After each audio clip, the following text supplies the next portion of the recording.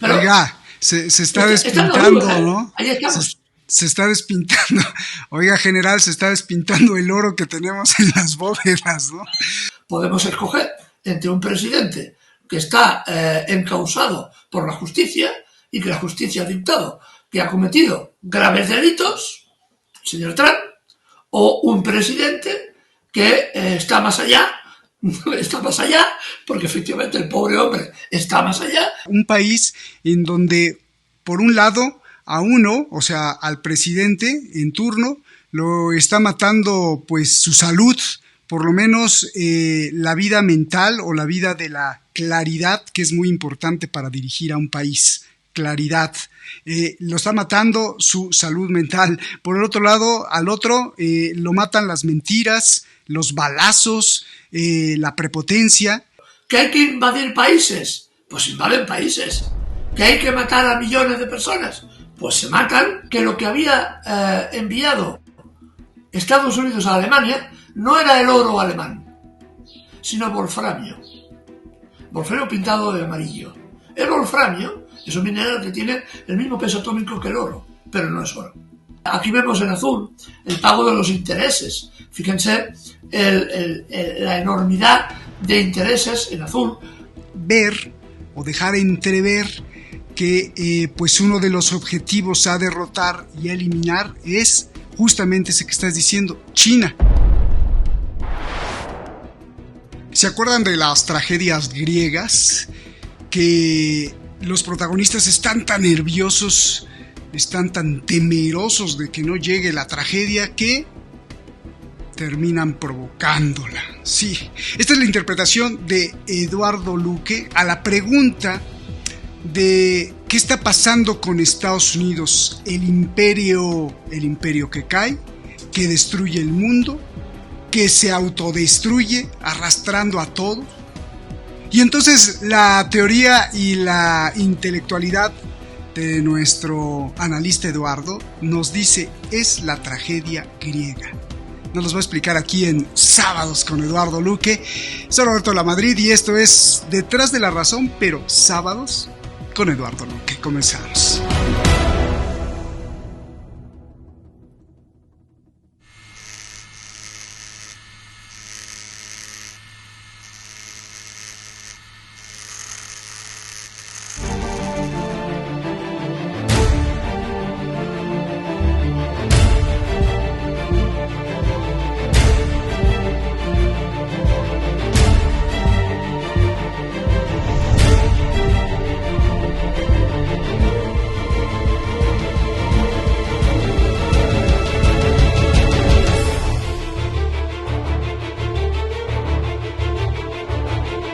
I don't know what the hell it is. It's Project 25. He's involved in Project, and then they read some of the things, and they are extreme. I mean, they're seriously extreme. But I don't know anything about it. I don't want to know anything about it. But what they do is misinformation and disinformation, and they keep saying, he's a threat to democracy. I'm saying, what the hell did I do for democracy? Last week, I took a bullet for democracy. What did I do against democracy? Crazy.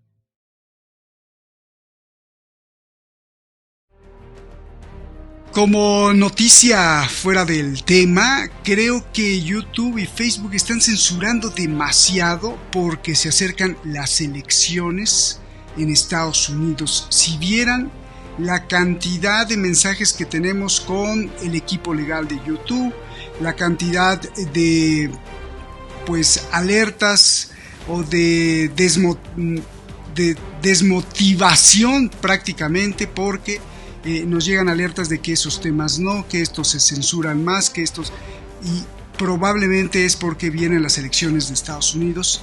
Y bueno, pues este mundo libre que nos dicen resulta ser que no es tan libre, más cuando está disfrazado de que las redes sociales son tuyas. Hay que tener mucho cuidado. Eduardo, qué gusto saludarte. Eduardo Luque, ustedes lo conocen súper bien, más en este espacio de Sábados Contigo.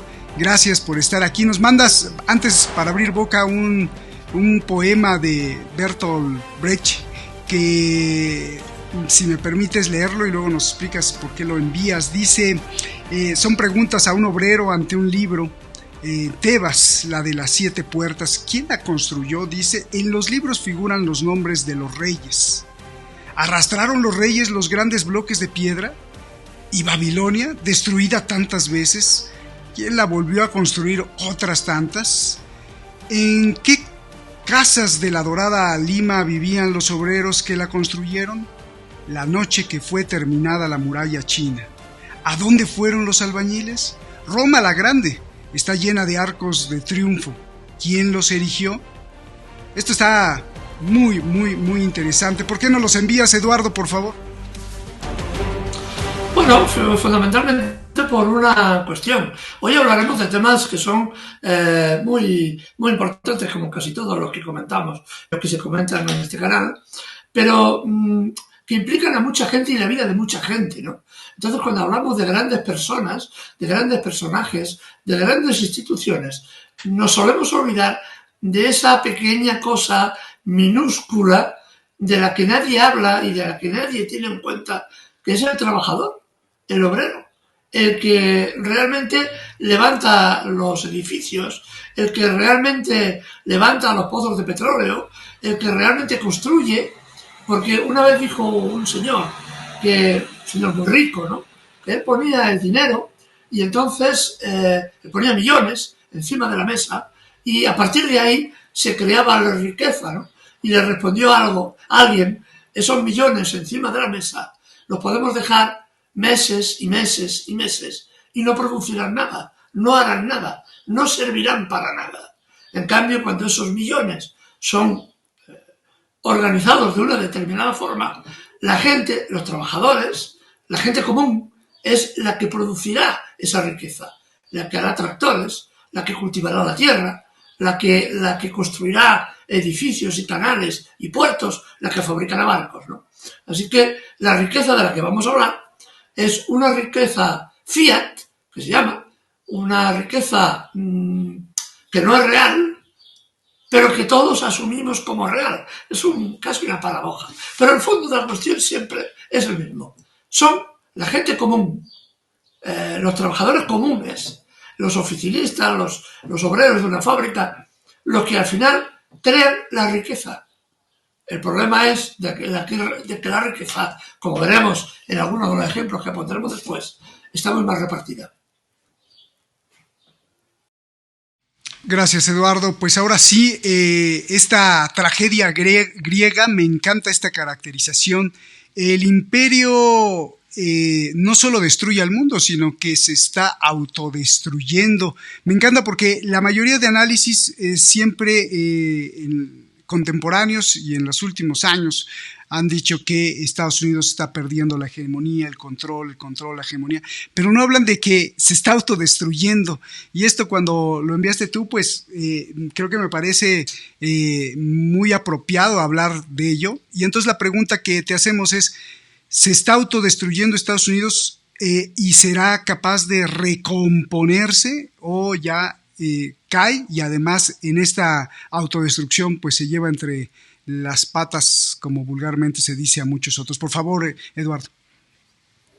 Lo que parece claro es que se está autodestruyendo y que esa autodestrucción implica que el imperio que conocemos, unipolar, que se creó en 1945, está de alguna forma deshaciéndose y se pudiera comparar en algún aspecto con la caída del Imperio Romano, ¿no? O con la caída de otros muchos imperios, también del Imperio Español en su momento, o el Imperio Británico también. Al final, tienen tantos frentes, tantos conflictos abiertos en tantas partes del mundo que las capacidades de los imperios no dan para mantener el sistema productivo, el sistema económico, y automáticamente este imperio comienza a desvanecerse, ¿no? A desintegrarse. Lo puedo hacer rápido o lento. Esto es otra de las variantes en este caso, ¿no? En el caso norteamericano vemos con asombro cómo realmente es a una gran velocidad, ¿no? Y intervienen muchos factores. No los podemos mencionar todos, mencionaremos unos cuantos que son los más notables. Es decir, ¿cómo se manifiesta esta decadencia? Pues mira, lo más evidente es lo que está pasando en la presidencia de los Estados Unidos. Podemos escoger entre un presidente que está encausado por la justicia y que la justicia ha dictado que ha cometido graves delitos, el señor Trump, o un presidente que está más allá, porque efectivamente el pobre hombre está más allá y cognitivamente no es capaz de dirigir un país. Y posiblemente este fin de semana sabremos que el señor Biden ya plegará de presidente y de candidato por la parte demócrata, ¿no? Pero realmente vemos que no tiene sentido. Ahí tenemos un ejemplo de la destrucción de un imperio. Me recuerda el libro de Gibbon sobre la caída del Imperio Romano, cuando hablaba del emperador Valentiniano, uno de los últimos emperadores, el que digamos ya inicia el final del Imperio Romano, como sus legiones ya no pueden ir a combatir en tantos frentes, tantos campos de batalla, porque no hay dinero para sostenerlo, y acaban incorporando sus legiones a sus propios enemigos. Los pueblos godos, los que estaban en los límites de Roma, se convierten en los soldados romanos, y evidentemente esto es el final del imperio. Oye, qué tragedia, te voy a ir interrumpiendo porque hay muchas cosas jugosas. Qué tragedia, ¿no? O sea, un país en donde, por un lado, a uno, o sea, al presidente en turno, lo está matando pues su salud, por lo menos la vida mental o la vida de la claridad, que es muy importante para dirigir a un país. Claridad, lo está matando su salud mental. Por el otro lado, al otro lo matan las mentiras, los balazos, la prepotencia. ¿Qué país y cómo esto exhibe justamente lo que estás diciendo? Este imperio en decadencia, porque los dos tops, los dos supuestos guías o líderes, pues están para llorar, ¿no, Eduardo? Sí, no, realmente es una tragedia griega, como tú bien dices, ¿no? Porque estamos viendo cómo las similitudes históricas se entrecruzan, ¿no?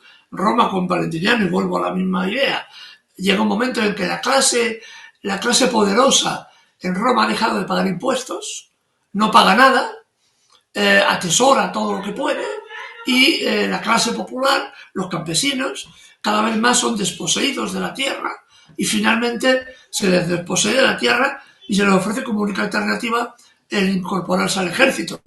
Pero eso ya no es suficiente, ya no tiene suficiente. Y como nadie paga, al final las legiones, porque los que pueden pagar, el campesinado ya no existe, ha sido laminado, cada vez es más pobre, y los que pueden pagar, los ricos, no lo hacen, evidentemente el imperio colapsa. ¿Qué es lo que está pasando ahora? Estamos viendo cómo los grandes fortunas de Estados Unidos pagan una media de un 1% de impuestos. Había algún gran financiero que decía que él proponía pues pagar impuestos porque él pagaba menos impuestos que su secretaria, lo cual era verdad. Y esto evidencia ese hombre, Warren Buffett, me parece que era, el que lo decía, tenía una idea clara. Hay que pagar un poquito para que la cosa no se desmonte. Esa es un poco la idea gatopardiana, ¿no? Oye, y además los imperios, los imperios además van paulatinamente en la historia universal, paulatinamente pues mermando su poder, pero esto es como muy rápido, ¿no? O sea, ascenso y descenso, o sea, puede ser rápido para la historia, ¿no? Alguien me va a decir, oye, es de 1945 para acá, pero pero en la historia pues son más años, ¿no? Y esto ha sido como muy rápido, Eduardo. Sí, por ejemplo, el Imperio Español, que podemos decir que comienza la modernidad. La época moderna comienza no con el descubrimiento de América, sino con la invasión de América en 1495, en 1492. Dura todo el Imperio Español prácticamente hasta la caída de las colonias en Filipinas y en Cuba, a finales del siglo XIX. Hay, por tanto, una gran extensión. Y además, una forma del Imperio Español, que era la moneda, se mantiene hasta 1792. Hasta 1792, la moneda más valorada era, si no me acuerdo mal, el real de A8, lo que llamaban en Norteamérica se llamaba el Spanish Dollar, porque era una moneda de plata que tenía cantidad de plata dentro. Y por tanto era una moneda de curso que utilizaba todo el mundo y era la moneda más extendida por todo el mundo, ¿no? Fue esta moneda española hasta que finalmente fue sustituida por la libra esterlina, ¿no? La libra esterlina, que es el gran imperio sucesor prácticamente del Imperio Español, la libra esterlina ya no emite monedas en plata, en metal. Lo que tienen son libras esterlinas en billetes, que es un cambio muy importante. Pero la libra esterlina tenía una referencia importante. Se producían tantas libras esterlinas como cantidad de oro tuvieras almacenada en lo que era entonces una especie de banco central, ¿no? Tenías cantidad de oro y en función de eso emitías una cantidad determinada de billetes, libras esterlinas. Entonces se mantuvo así durante mucho tiempo, ¿no? Ahora vemos cómo esto ha cambiado. Como a partir de 1971, desde 1945 hasta 1971, digamos, Estados Unidos es un país que tiene una moneda, el dólar, que es una moneda que ya ha sustituido y sustituye a la libra esterlina, puesto que el Reino Unido ha perdido su imperio y ha sido sustituido por Estados Unidos, que se propone como ganador en la Segunda Guerra Mundial, y a partir de ahí el dólar es la moneda importante en todo el mundo, ¿no? Y esto dura hasta 1971. Hasta ese momento hay tantos dólares en circulación como oro tiene Estados Unidos en sus reservas. Oro de Estados Unidos y oro de los países que Estados Unidos había liberado, entre comillas. Es decir, Francia, cuando acaba la guerra, todas sus reservas de oro se van a Estados Unidos. Las reservas de Inglaterra se van a Estados Unidos. Las de Alemania, las de Italia, todas se van a Estados Unidos, ¿no? Y entonces Estados Unidos es el que controla la emisión de moneda y los tipos de interés. Es decir, que es en ese momento el amo del mundo. Pero eso cambia. Llega el año 71, Estados Unidos no puede sostener la guerra del Vietnam porque no puede emitir más billetes. Tiene que emitir tantos billetes como oro tiene. Tanto oro, tantos billetes. Llega un momento que necesita más billetes y ¿qué hace? Como tiene un ejército enorme, nadie se lo va a discutir, dice, pues ahora no, ahora el valor de mi moneda es el que yo diga. Impongo mi moneda como valor de comercio mundial. Y con eso comienza a fabricar billetes de papel y puede sostener la guerra de Vietnam, que es una guerra costosísima. Y a partir de ahí, todas las otras guerras, que Chadi nos puede poner en un listado de las guerras en las que ha participado Estados Unidos desde la Segunda Guerra Mundial hasta el presente, y realmente es una cifra tremenda. Y eso es mucho dinero, muchísimo dinero, que Estados Unidos ha ido invirtiendo en guerras que no le han reportado beneficio a su sociedad hasta un punto determinado. Ahí las vemos, ¿no? Mira. Bueno, ya pasó Irak, 1991. Irak, Afganistán. Por ejemplo, Afganistán, una guerra larguísima, le cuesta al erario público estadounidense cerca de 3 billones, con B, de miles de millones de dólares. Claro. 3 billones. La guerra de Irak le costó otros 2 billones. Y al final son guerras fallidas, ¿no? Porque la guerra de Afganistán salieron deprisa y corriendo como pudieron. Y fue un costo enorme, enorme para el país. Entonces, para poder Sí, es que estoy viendo ahí tantas. No, es que es impresionante. Desde el 2020, que es un dato que no entré ahí, desde el 2020, estamos hablando de 4 años, 4 años. Estados Unidos ha movilizado tropas en 80 escenarios diferentes. No quiere decir que haya intervenido en guerra, sino que ha movilizado tropas para prevenir una futura guerra o un futuro conflicto o presionar a un país para que haga lo que yo quiero que haga. Y esto genera un enorme costo, ¿no? Entonces, claro. Esto es uno de los grandes problemas, el gran problema que tiene Estados Unidos, que es las guerras que sostiene, que tiene además un grave problema de población y de soldados, no puede incorporar más soldados de forma normal como lo hace ahora, tiene unos 350.000 soldados dispersos por todo el mundo, en miles de bases militares que representan un costo enorme. ¿Este dinero de dónde sale? Sale de los beneficios sociales que hay que pagar, cada vez son menos, y sale de que la moneda que tiene es la moneda de referencia a nivel mundial. Pero esto está cambiando, ya ha cambiado. Y esto es lo que anuncia precisamente la decadencia del imperio. Claro, antes de entrar a esa decadencia, voy a seguir tu orden. El orden es que ustedes saben que Eduardo es súper académico y además con un rigor académico. Te felicito porque antes del programa lo prepara y nos envía toda una estructura, y entonces me parece que para hablar de esta decadencia y además el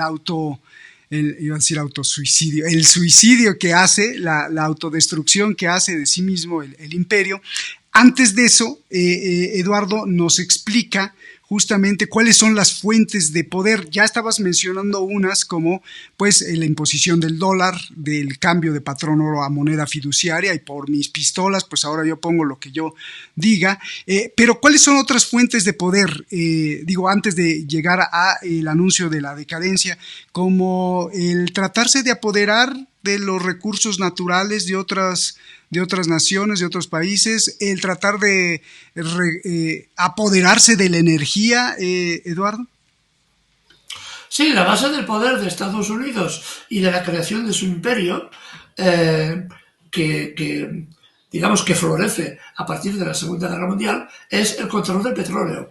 El control del petróleo se da sobre todo al final de la Primera Guerra Mundial.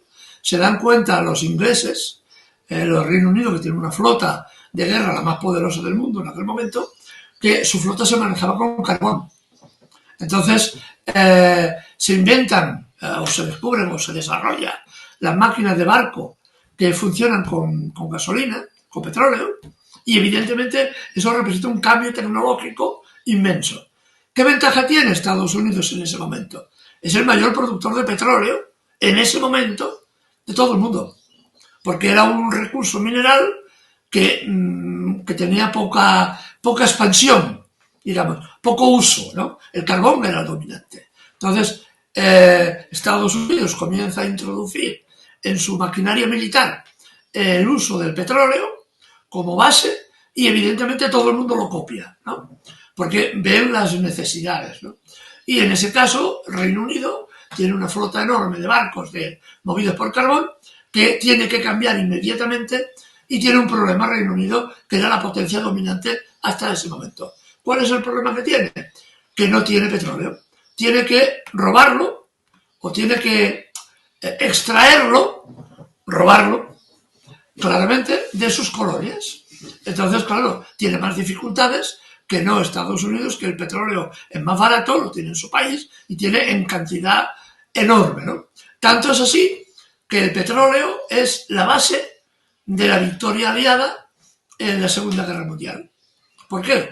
Porque Alemania no tiene reservas de petróleo, solo tiene unas pocas cuando conquista a Rumanía, y evidentemente ve en Rusia la posibilidad de obtener el petróleo del Cáucaso. Por eso hace la guerra a Rusia, aparte de por historias ideológicas, etcétera, etcétera, etcétera, ¿no? La clave estaba en el petróleo. Fíjense la paradoja, que eso hay muy poca gente que lo sepa, o una noticia poco conocida. Cuando acaba la Segunda Guerra Mundial, Estados Unidos le tiene que pagar indemnizaciones a empresas petrolíferas de Estados Unidos porque habían sufrido el bombardeo de los aviones norteamericanos en Alemania. Es decir, lo traduzco para un idioma que se entienda. Estados Unidos, mientras combate contra Alemania, le está proporcionando petróleo a Alemania, imprescindible para que se muevan los tanques. Y cuando acaba la guerra, Norteamérica tiene que pagar indemnizaciones a las empresas norteamericanas que han ayudado al enemigo. Realmente es una paradoja. Yo cuando lo leí... Pero además es patético. Además es patético porque si te fijas al final es un negocio redondo. O sea, combato al enemigo, pero el enemigo al final, aunque esté derrotado, me está sirviendo de ganancia porque le estoy pagando ese dinero a mis propias empresas. O sea, qué patético y qué perverso, ¿no? Absolutamente perverso. Es decir, a ver, aquí se han hablado, algún día hablaremos de la Guerra Mundial y de las cosas que se hicieron, y de personajes que han salido a la historia, como benefactores, Winston Churchill, que era un absoluto malvado, En una de las conferencias con Stalin y con el presidente norteamericano en Yalta, me parece que fue, pidió y llevaba como propuesta el exterminio de 2,5 millones de alemanes en campos de concentración.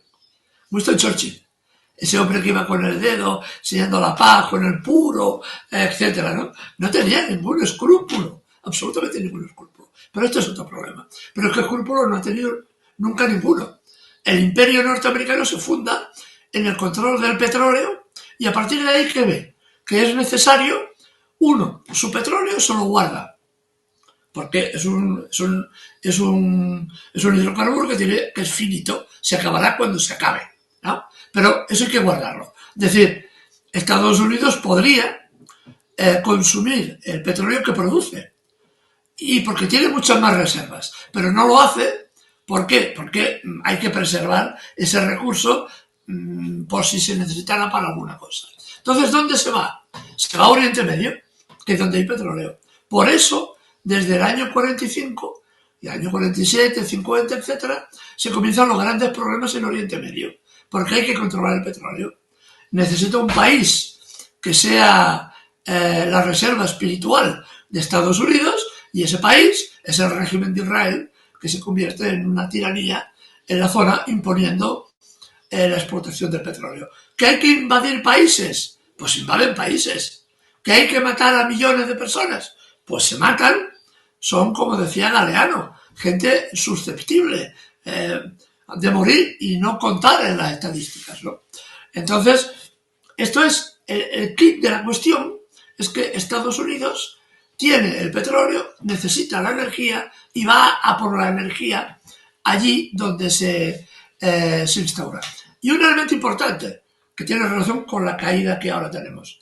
En el año 71, cuando se cambia el patrón, que Estados Unidos deja el patrón dólar y utiliza el patrón billete dólar fabricado por sus imprentas, ordena y obliga a Arabia Saudita a que compren y que intercambien el petróleo por dólares. Eso le permite controlar la economía de Arabia Saudita y de países que están alrededor, que son los grandes productores de petróleo. Esto ha cambiado, Esto ha cambiado de forma radical, porque Arabia Saudita ahora acaba de decir hace muy poquito que ya se acabó. Ya no va a intercambiar el petróleo por dólares. con sus otros países con los que comercia. Con los rusos está cambiando en rublos, con los chinos está cambiando en yuanes, con los hindúes está cambiando. Los hindúes no sé si todavía utilizan el dólar o no, no lo sé. Pero ya se ha iniciado ese proceso de desdolarización, que es la clave para entender la caída de este imperio que todavía nos somete a todos, ¿no? La desdolarización es la clave. Es decir, que los países ya no van a negociar con dólares, sino van a negociar normalmente con moneda nacional, si la tienen. Cuando hablo de desdolarización, hablo también de eurodolarización, ¿eh? Es decir, que el euro está pasando por el mismo camino. La crisis de Estados Unidos arrastra necesariamente a la Unión Europea también a una cima que ahora mismo la vemos sin fondo. Ahora la vemos sin fondo. Una cosa implica la otra. Esta es la base del imperio americano. Claro. Y para antes de pasar, de brincar al otro punto, háblanos un poquito de esto que estabas explicándonos, pero ¿dónde guardaron todo ese oro, las Torres Gemelas, la fortificación o el fuerte de Knox o algo así, y cómo prácticamente yo siempre lo he visto como un robo, ¿no? Sí, yo te guardo el oro, pero luego ya cuando cambio de patrón oro a moneda fiduciaria, pues me quedo con el oro.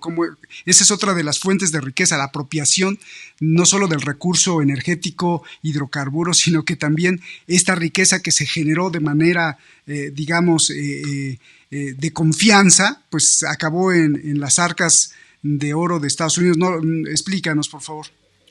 Sí, es bien sencillo. Es una cuestión de que Estados Unidos, como la mayoría de las grandes potencias, son meros piratas. Son piratas, pero en lugar de tener el oro y el gorrito y la espada, que nos hace mucha gracia, son auténticos piratas que se ensañan con la riqueza de las naciones y se la quedan a costa de la miseria de los pueblos. Es que cuando hablemos de piratas, todos se nos ocurre la historia de Stevenson, ¿no? Pero la cosa es mucho más grave.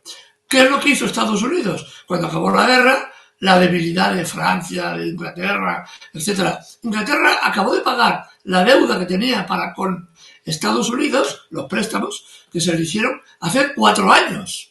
4 años, me parece. El año inmediatamente posterior a acabar meses posteriores a acabar el COVID, fue cuando Inglaterra hizo una fiesta porque había acabado de pagar la deuda que contrajo en la Segunda Guerra Mundial. Entonces, esta deuda se transformó en oro y Estados Unidos impuso que para poder cobrar tenía que quedarse con el oro inglés y se lo llevó. Y lo almacenaron en varios sitios. Uno de ellos estaban las Torres Gemelas.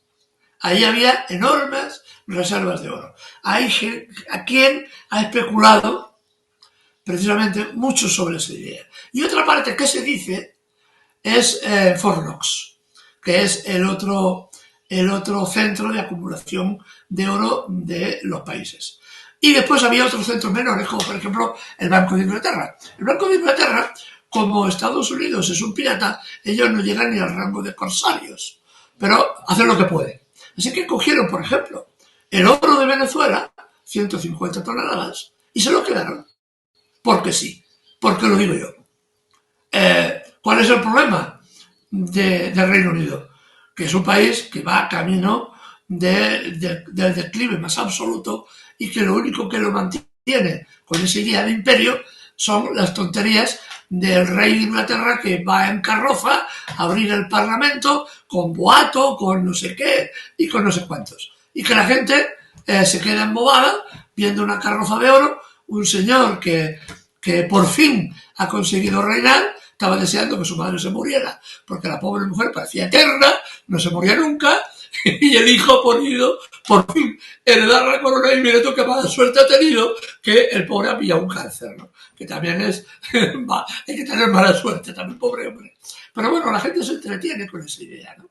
Pero actúan estos países importantes como piratas. Francia, por ejemplo, ¿qué ha hecho?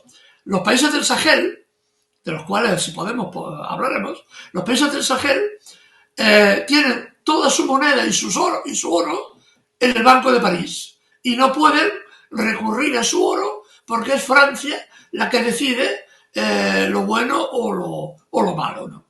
Entonces, esta es la clave. Y la clave para Estados Unidos es que tenía el oro de todo el mundo. Hay un problema aquí, ¿eh?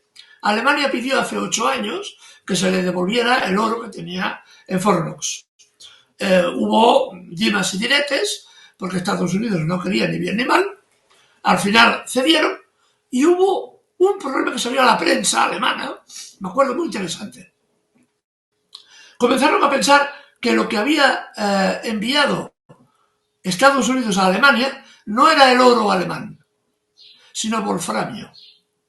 Wolframio pintado de amarillo. El wolframio es un mineral que tiene el mismo peso atómico que el oro, pero no es oro.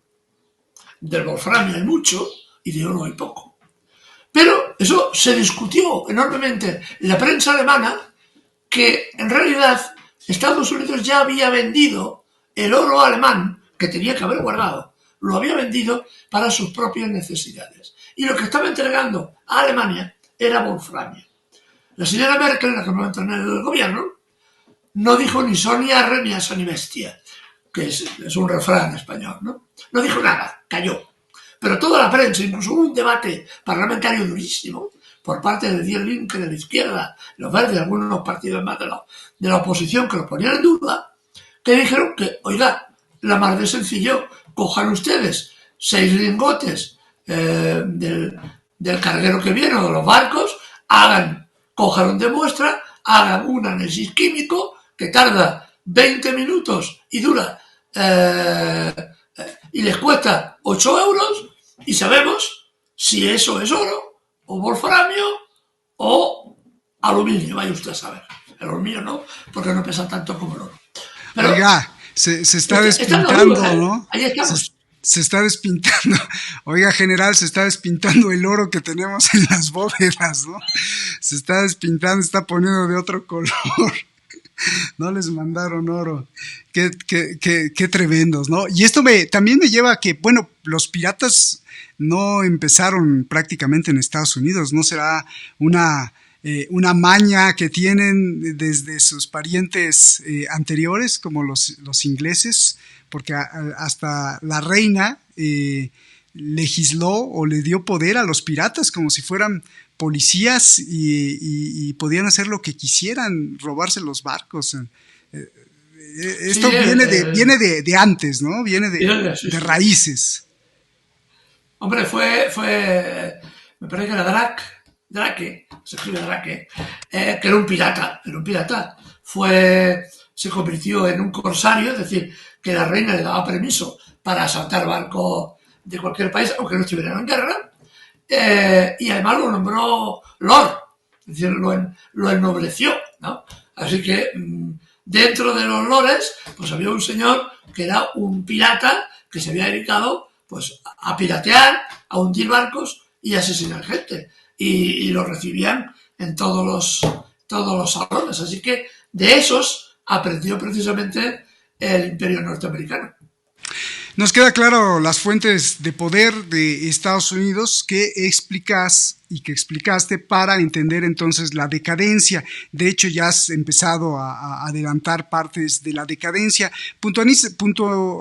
Puntualízanos más el porqué de la decadencia, porque creo que incluso desde 1945, cuando empieza el auge del imperio, ya desde ahí se estaba prediciendo un poco esta decadencia, como por ejemplo el agotamiento del modelo keynesiano. Se empezaba a ver que las guerras no tenían pues la intención de acabar rápido, sino una guerra sin fin. Además que las guerras que hace Estados Unidos son mega costosísimas. Por favor, Eduardo. Sí, no, esta es la clave de la caída del imperio, del desmoronamiento que estamos viendo, es el costo de la guerra. Es decir, en el año 47 hay un momento en que se crea un complejo militar industrial. Incluso el propio presidente advierte que ese complejo hay que desmontarlo, porque si no, lo que es militar acabará comiéndose lo industrial y acabará convirtiéndose en un Estado dentro de otro Estado, que ahora es lo que hay. Estados Unidos tiene un ejército tan poderoso, tan arraigado socialmente, que en realidad es un Estado propio. Son dos Estados, uno el civil y otro el militar. Es más, la justicia, por ejemplo, la justicia militar, en los aspectos militares, no puede intervenir la justicia civil. Los jueces militares tienen un estatuto propio que no puede intervenir la justicia civil para juzgar a un militar que ha cometido un delito, ¿no? Y esto es solo un ejemplo, ¿no? Y por tanto es un sistema que se retroalimenta, ¿no? Contra más guerras hay, más dinero gana el complejo militar industrial y por lo tanto más guerras necesita generar para seguir ganando dinero. Entonces, ¿qué es lo que ocurre? Para pagar todo este gasto inmenso, el complejo militar industrial saca dinero del Estado civil, para llamarlo de alguna forma. Saca dinero de los impuestos, se lo lleva y genera una enorme deuda. Por ahí me parece que envié también algunos gráficos de la deuda de Estados Unidos que ahora veremos, que son espectaculares. En este momento la deuda de Estados Unidos son de unos 32 billones, con B, de millones, de miles, bueno, ya no sé ni pronunciarlo. 32 billones de dólares es la deuda de Estados Unidos, producida básicamente por la multitud de guerras en las que ha participado. ¿Esto a quién han beneficiado? Ahí tenemos una gráfica, por ejemplo, la deuda pública, que se puede ver esta línea de color anaranjado como sube, es una subida enorme. La deuda pública, ¿por qué? Porque hay tantas guerras que hay que financiar que se saca dinero del erario público, ¿no? Y esto es importante. En la gráfica aquí también vemos el incremento de la deuda pública, como va escalando por años y alcanza cifras realmente increíbles en este momento, ¿no? ¿Qué es lo que pasa? Que Estados Unidos ya no puede pagar esto. Esto lo pagaba hasta ahora, lo pagaba con el dólar y con los préstamos que le hacía los otros países, ¿no? Los países que no eran Estados Unidos compraban bonos del Tesoro de Estados Unidos porque iba a dar un interés bueno y financiaban la guerra también con el dinero de España, de Inglaterra, de África, de Asia, de cualquier país. Tenía que comprar bonos del Tesoro de Estados Unidos para negociar y para poder sobrevivir e invertir. Aquí vemos en azul el pago de los intereses. Fíjense la enormidad de intereses en azul que tiene que pagar Estados Unidos cada año, que es una cifra realmente impresionante. Como no puede pagarlo, ¿qué es lo que hace? Los demás países le pagan esos intereses. ¿Cómo se los pagan? Compran bonos del Tesoro. Estos bonos del Tesoro no están referenciados con industria, con riqueza, sino con papeles que fabrican en una imprenta y que todos les decimos, vale, ese dólar vale $1, porque todos no lo queremos. Hasta que alguien, que es lo que hablaremos después, veremos que ha comenzado a decir que ese dólar ya no vale $1, vale mucho menos. Y es cuando comienza la crisis. La crisis tiene un punto referencial que no comienza ahí, pero es una referencia en los de 2008. 2008 la crisis, la caída del sistema monetario, implica que para poder solventar el sistema monetario, Estados Unidos y también Europa se dedican a fabricar billetes, la moneda fiat, esta moneda, son papeles, pero no ha generado más riqueza, no ha producido más fábricas. Y estas fábricas han producido más productos que se pueden vender y obtener dinero. Sino ha fabricado papel sobre papel sobre papel. Y se han dedicado a especular con el papel. Y automáticamente viene la crisis. Y desde entonces, 2008, a pesar de que intentan camuflar y disimular la contabilidad, la crisis ya está profundizándose a marchas forzadas. Porque no se ha hecho nada por evitar, por reducir la deuda externa y por pagar la deuda que tiene Estados Unidos. ¿Por qué no lo han hecho? Porque hay un complejo militar industrial que necesita dinero para hacer guerras, para obtener más dinero y repartírselo entre ellos. Muchos de ellos están en el gobierno del señor Trump, del señor Biden, del señor Obama o del señor Clinton en su momento. Están ahí, están instalados en el gobierno. Estos que son los que se lucran de las guerras que provocan en multitud de países. Y estos están ahí y, digamos, la crisis la exportan a la parte civil de Estados Unidos. Entonces vemos cómo la enseñanza se hunde, la sanidad se hunde, la tasa de suicidios es la más alta del mundo, la tasa de mortalidad por drogodependencia alcanza niveles de auténtica... faltan palabras para definirlo. ¿Cómo es posible que mueran al año más norteamericanos por sobredosis que todos los muertos en una guerra, en la guerra del Vietnam, en 10 años? En una guerra mueren más norteamericanos por sobredosis en este momento porque no hay fórmula, no hay dinero para curar a esta gente, ayudar a esta gente, mejorar el sistema sanitario. No hay dinero para eso, hay dinero para la guerra. Por tanto, la sociedad norteamericana se hunde poco a poco porque sus rasgos característicos se diluyen, ¿no? Y esto tiene una importancia decisiva en la psicología. En el año 47, 50, el modelo de vida americano era el modelo de vida al que deberíamos todos aspirar. Era el modelo de consumo. En Norteamérica el modelo de consumo se desarrolla a partir de 1928 con la aplicación del coche, la generalización de los coches Ford, y en Europa llega mucho más tarde por efecto de la guerra. En 1960 es cuando aquí comenzamos la época del consumo, ¿no? Esta es la clave del problema, también la clave del problema, ¿no? Oye, ahora Ronnie, mismo, ¿por qué el en el modelo 2000? norteamericano de vida es un modelo que está en duda. Claro, ¿no? Y imponerte cómo debes de vestir, cómo debes de pensar, cómo te debes de educar, a qué escuela debes de ir, y entonces todo eso va provocando cómo debes de elegir, cómo debes de pensar la realidad en tu país y cómo debes de pensar la realidad en el mundo para que entonces legitimes las atrocidades que hagan tus políticos, ¿no? Me queda, o sea, es que eso es fabuloso. Te iba a preguntar, ¿por qué a partir del 2016 se acelera el proceso de derrumbe? Precisamente porque hay más guerras en medio. Está la guerra de Ucrania, se ha quedado en un impasse. Recordemos que es 2014 cuando se acuerdan los acuerdos de Minsk que ni Estados Unidos ni Europa van a cumplir en modo alguno, pero es a partir de 2016 cuando se inicia un proceso muy interesante, que es la aparición de los países BRICS, que son los que comienzan a cambiar la estructura general del mundo. ¿Qué es lo que ven estos países? Ven que el sistema intenta marginarlos, que el sistema intenta destruirlos, especialmente China.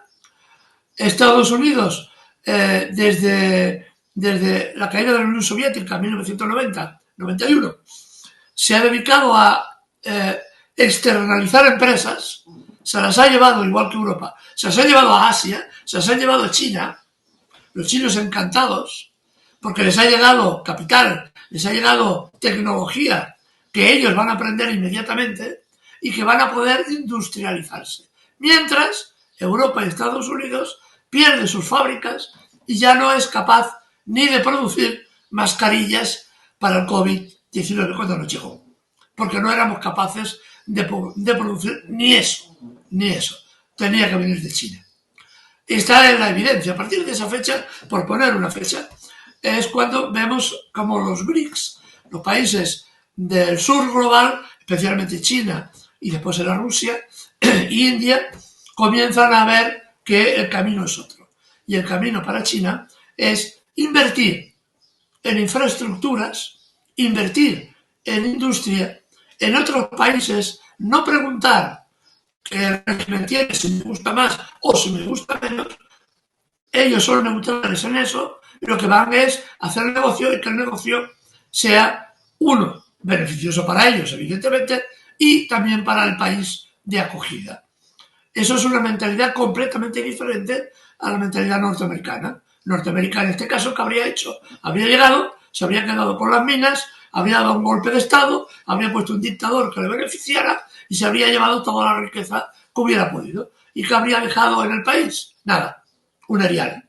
Estas es dos diferentes formas de ver el conflicto. Por tanto, China lo tiene claro y comienza la política de la ruta de la seda, que ya estaba desarrollada de antes, de mucho antes, y comienza a, digamos, a acelerar el proceso de caída del imperio norteamericano que estamos viendo ahora. Oye, y ahí...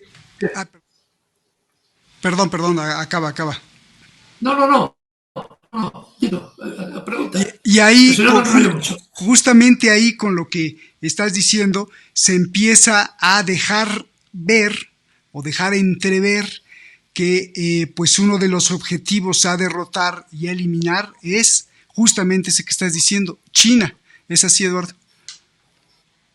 Sí, efectivamente. Lo que pasa es que el ansia de riqueza de estos piratas es tal que lo que sería, digamos, de escuela de primaria, decir, hombre, si me tengo que pelear con China, que es muy fuerte, que es muy grande, que tiene mucha industria, más vale que me alíe con otros amigos y otros amigos seremos más fuertes para enfrentarnos a China.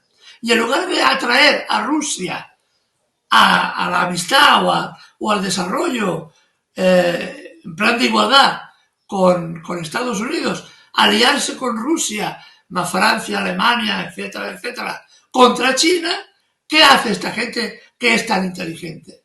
Hunden a la Unión Europea, se la cargan, se enfrentan con Rusia y empujan a Rusia a brazos de China y a China a brazos de Rusia. Y ahora, en lugar de enfrentarte contra un enemigo grande y fuerte como China, te tienes que enfrentar contra un enemigo no grande y fuerte, sino enorme, y que además te está doblegando en el campo de batalla. Es decir, la inteligencia de los políticos norteamericanos es digna de estudio. Es casi patológica su incapacidad para entender algo más allá de la creencia de que el imperio es un país imprescindible y que Dios dictó que Estados Unidos fuera un país imprescindible. Lo vemos en las intervenciones de Trump estos días en la convención republicana, como lo pintan como tocado por la mano de Dios, porque la bala solo le tocó la oreja, ¿no? Es decir, que es esta idea, ¿no? Tan norteamericana de que ellos son la luz del mundo y que son tan cortos de entender sus políticos, quiero decir, que no entienden algo tan sencillo como que 4 contra 1 es mejor que 1 contra 4. Pero no lo entienden. Entonces, han abierto realmente la caja de Pandora. Se enfrentan con un país como China, que en este momento ya tiene una flota de guerra mayor que la de Estados Unidos y mucho más moderna, con adelantos tecnológicos que Estados Unidos sueñan en este momento, porque el sistema educativo de Estados Unidos, y esta es otra de las grandes cosas que no se hablan, ha colapsado.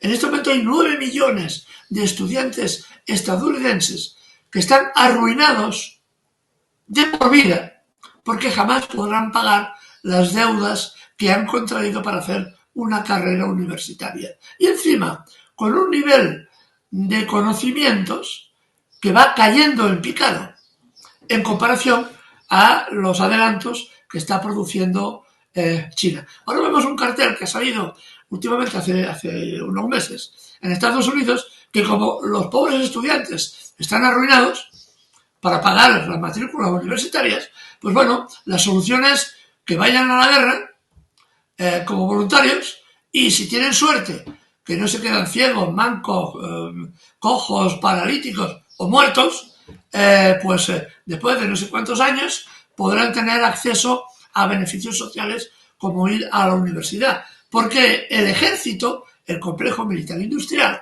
te da esos beneficios sociales que no te da la sociedad civil, porque no hay dinero. Esta es una de las grandes paradojas. Pero otro día hablaremos de la caída del sistema educativo norteamericano, que tiene mucha importancia en lo que está pasando. Esta última referencia es cómo pensaba Estados Unidos que quedaría el mundo tras su victoria arrolladora que iba a tener sobre Rusia. Todo esto es la fragmentación de Asia, convertida en múltiples países, mucho más de los que hay ahora, y que su objetivo era enfrentar a unos países contra otros para producir guerras que les permitiera grandes negocios y mantener su hegemonía. Entonces, este es el objetivo de Estados Unidos en Asia y en Europa, precisamente una vez derrotada Rusia en la guerra de Ucrania. La balcanización de toda Asia y la multiplicación de las guerras sin fin. Tener guerras sin fin para hacer un negocio sin fin.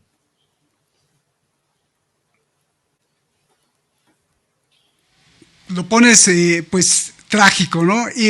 Pues ya para finalizar, la crisis actual que estamos viendo, pues va a finalizar ¿cómo? ¿En qué proyecciones?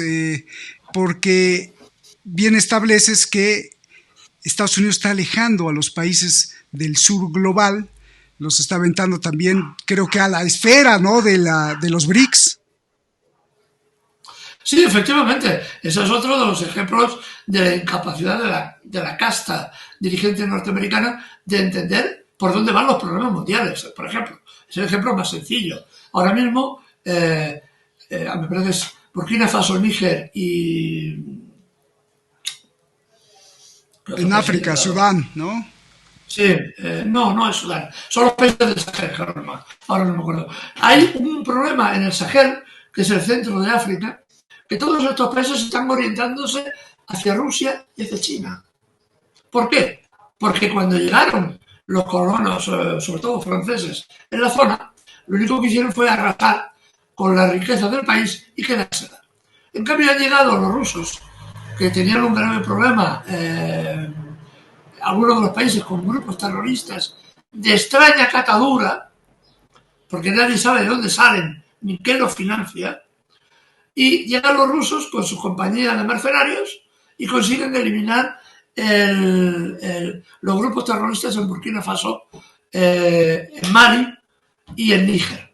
La gente está agradecida. El otro día veíamos manifestaciones en Níger de gente con el retrato de Putin y con la bandera rusa, contentos porque habían acabado con los grupos terroristas. Y después viene Rusia por un lado y Chile invirtiendo en esos países, diciendo: no solo vamos a poner infraestructuras, un tren que se quiere crear desde el Golfo de Adén, atravesando toda África Central, los países del Sahel, hasta salir al Océano Atlántico, que es un proyecto enorme, pero que daría viabilidad económica y vital a esos países, evitando, por ejemplo, el traslado de población hacia Europa. Europa debería pensar que ese desarrollo industrial en esos países evitaría el problema de la inmigración masiva y descontrolada, pero Europa es incapaz de pensar en eso porque Estados Unidos se lo impide también. Y aparte no tienen dinero como invertir. Ahí van a invertir los chinos. ¿Por qué? Porque ofrecen infraestructura y ya han dicho, por ejemplo, en Etiopía ya tienen hecho un tren de unos 1.800 kilómetros y ya han dicho además que no solo carreteras, sino van a hacer hospitales, van a montar fábricas y van a preparar a la gente para que aprenda a desarrollar sus propias potencialidades, sus propias materias primas, ¿no? Aparte de que, evidentemente, China compra esa materia prima porque le hace falta para su propia industria. Esto es lo que está haciendo China, lo que está haciendo Rusia. En cambio, ¿qué es lo que hace Estados Unidos? Montar guerras, porque no sabe hacer otra cosa. Estados Unidos, lo dije el otro día, hace guerras para ganar dinero. Rusia hace guerras para ganarlas. Y esto es una diferencia sustancial muy importante. Claro. Por eso Estados Unidos no va a dejar de intentar montar guerras, porque es la única forma de que unos cuantos 3, 4 grandes familias en Estados Unidos en el lado demócrata, los Obama, los Clinton, los Kennedy, que ya son menos porque mataron a los dirigentes más importantes, o los Biden, que es otra gran familia, se repartan el negocio de la guerra. Porque estas familias, además de poner presidentes y altos cargos en los gobiernos, tienen relaciones muy estrechas con sus donantes, con los que pagan la publicidad para ser elegidos como presidente. Ahí está BlackRock, ahí está Vanguard, ahí está los sionistas que están detrás, cantidad de filantropicapitalistas que son los que pagan las campañas electorales de unos y de otros, porque en el lado republicano también ve igual. Es más, BlackRock está financiando a Biden y a Trump, así que gane quien gane, siempre gano yo. Claro, es una... Gane quien gane, siempre gano yo. Eso, increíble.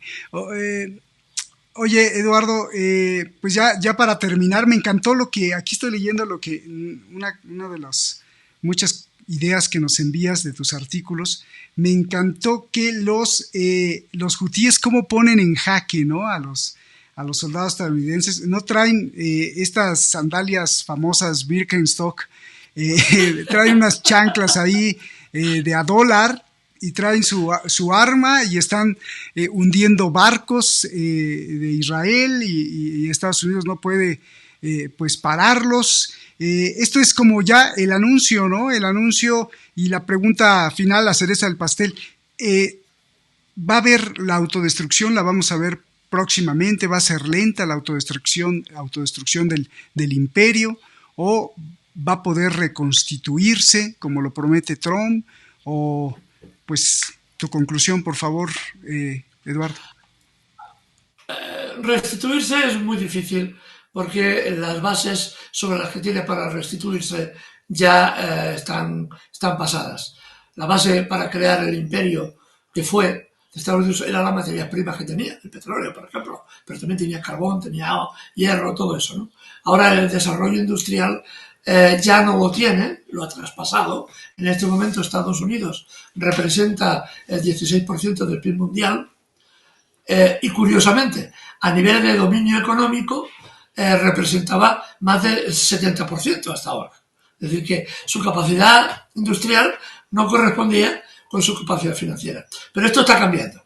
Entonces, la mejor de las opciones, digo la mejor de las opciones, es que el imperio, digamos, se reacomode a un plano de igualdad respecto a las demás potencias que están emergiendo o que ya han emergido directamente.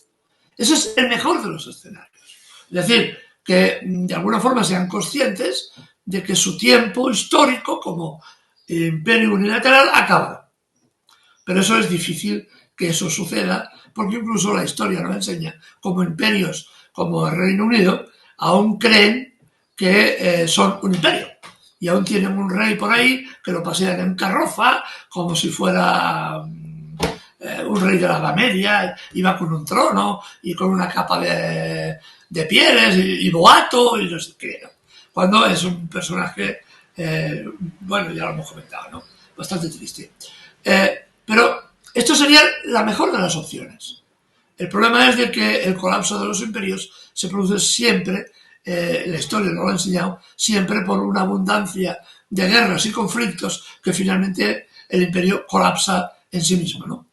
Entonces, lo único que queda a veces de estos imperios colapsados es una imagen deformada en un espejo. Vuelvo a repetir el ejemplo del Reino Unido, ¿no?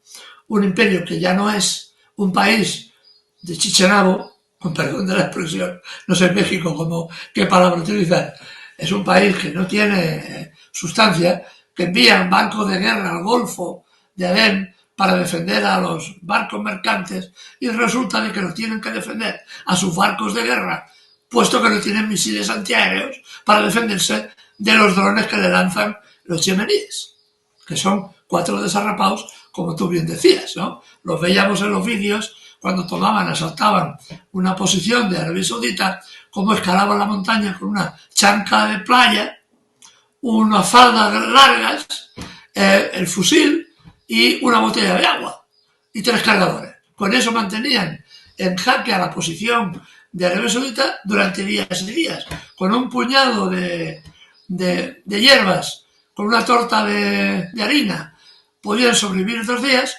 y con 2 tragos de agua el resto de la semana, ¿no?